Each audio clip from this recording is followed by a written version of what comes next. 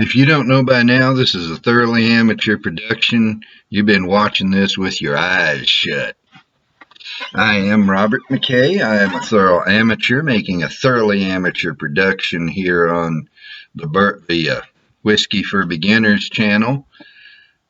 And today, in this video, I want to do a review of Old Granddad Bonded. It is a Kentucky straight bourbon whiskey. It's 100 proof. In fact, now I just did a video earlier today, and I'll upload it in a few weeks as I get through my stash stuff that's already in the can. But it was about how to read a whiskey label, and I didn't use any bonded whiskey in that video. So let me briefly, because I want to get to the whiskey, let me briefly go over what this label has on it. Bonded. That's the same as bottled in bond. It means that it has been under government supervision. Bonded whiskey has to age at least 4 years in a bonded warehouse supervised by the federal government. It has to bottle 100 proof. It can't be 99.5. It can't be 100.5. Has to be 100 proof.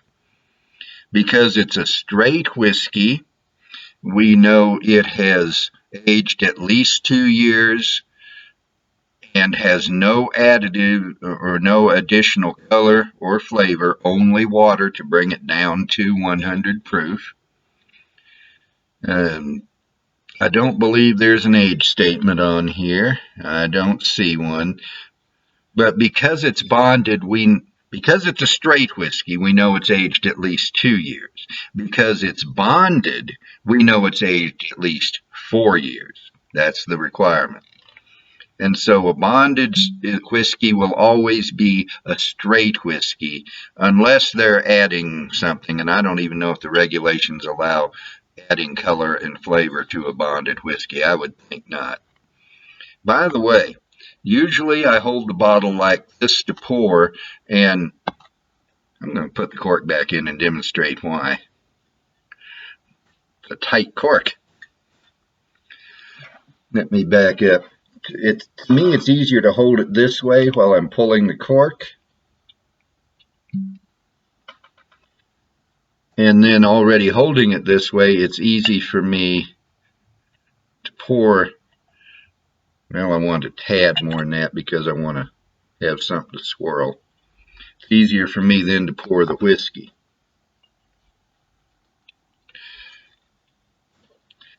Tight cork. The color, let me stick it over here under the light. It's a nice coppery gold, almost a dark wheat straw color. Let me move. Because this is thoroughly amateur, I'm always having to adjust the light or move around or what have you. But we swirl it, and I hold it this way. I used to always hold the base, but I found I can swirl it more evenly like so. And really at this point, only the tip of one finger is in contact with the part of the glass where the whiskey is, so I'm not providing any undue warming. Swirl it around. That helps the vapors come up. Also, if you like to look at the legs, it coats the inside of the glass and you can watch the legs run. Oh, honey. And I'm not talking to my wife, although I call her that. One of the common notes I get from bourbon is honey, and this right off the bat, it's honey right in your face.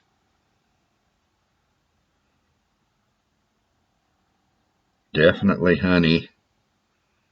One of the problems with these reviews is I do them when I can, and that's usually in the morning, but I normally drink at night, and so my senses aren't as awake yet as they would be after a day of doing this and that. Honey, musty corn. think I'm getting candy corn in there. My granddaughter used to call them candy corns. She loves them. I love them. A lot of people seem to hate candy corn.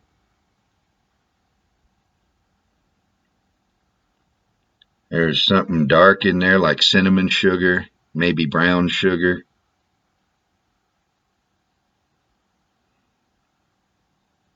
Bananas,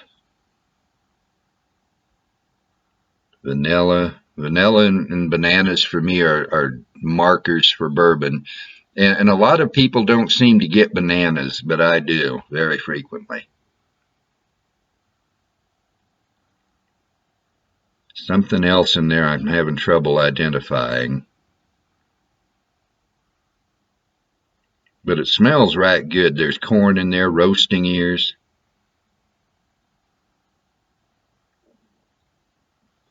And I have a video on the schedule. It's going to be a few weeks yet before I even record it, probably. But it's going to ask the question and answer it. Do whiskey reviewers really get all the notes they say they're getting? And when I was first starting out, I couldn't detect all this stuff, and I thought they're just making it up. It turns out with practice you can detect a lot of things in a whiskey. It's genuine. But I'm not getting any more there, so I'll have a sip.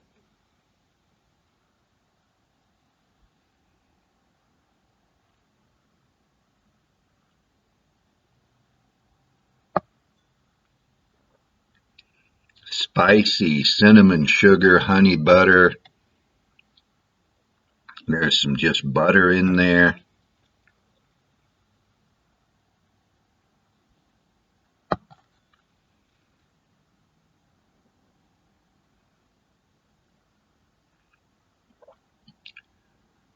I think I'm getting some red pepper. There's a nuttiness to it. And old granddad comes out of the Jim Beam distillery, and I've not noticed any patterns in distilleries. I'm not an expert on that. I'm not trying to be. But I understand that nuttiness is a Jim Beam characteristic. I first detected a nutty note in the George Dickel number 12 whiskey. And on the finish of that, I would get this distinct pecan note. And now I'm detecting it more and more in various whiskeys as I drink. But there's definitely a nuttiness. I think in this it's walnuts.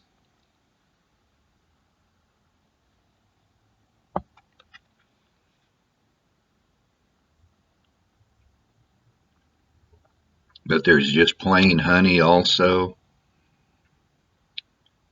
And then on the finish, I'm getting spicy oak, definite oak. And I love oak in my whiskey. That's why I love Balcones stuff from Balcones Distilling in Waco, Texas. They're the three that I can more or less regularly get. The pot still bourbon, the lineage single malt, and the baby blue corn whiskey all have this delightful smokiness and oakiness to them. But this is right good whiskey.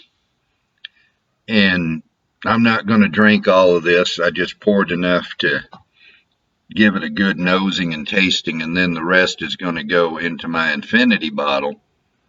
And by the way, if you want to know what an infinity bottle is, I don't have a video planned on that. I don't know that I need to. But as you watch any of these videos, if you have a question about anything, ask it. Put it in the comments.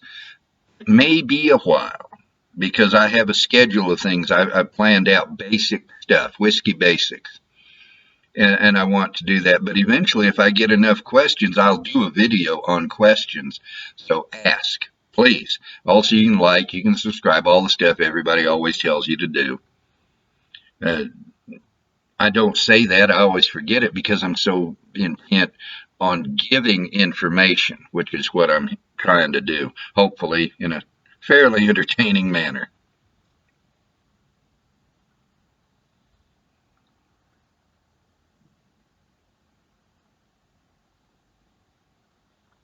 And the honey's really coming through now.